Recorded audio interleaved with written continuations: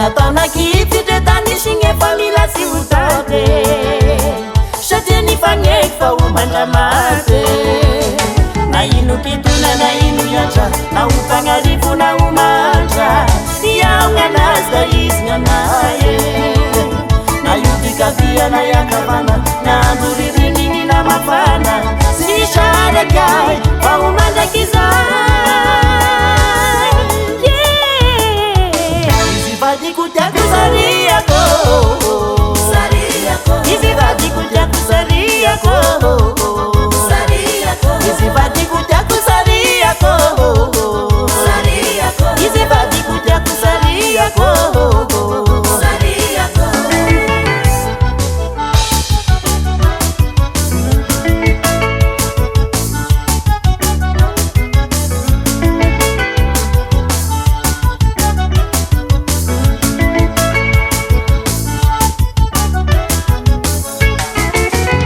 Fandefera ni fanala idinge fisaranye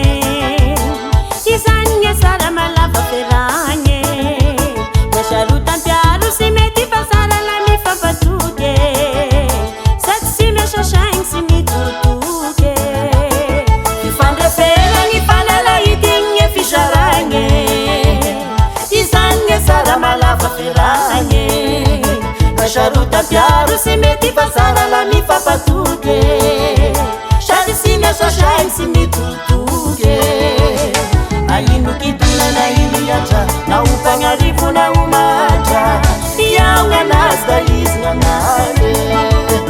na io dikavia na iakavana na andro ririniny na mafana sy sarakay fa ho mandraky zay izy vadiko tiako sariako izy vadiko tiako sariako izy vadiko tiako sariako izy vadiko tiako sariako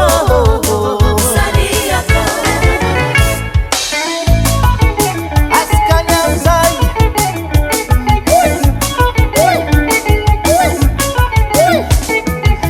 ayek nashaka zamet kwa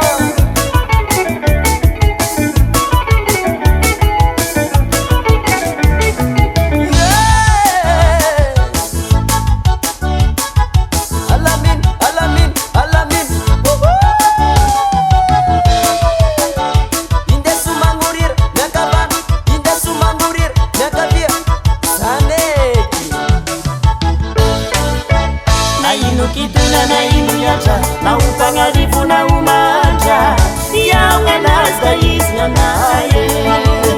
na io dikavia na iakavana na andro ririniny na mafana sy sarakay fa ho mandraky zay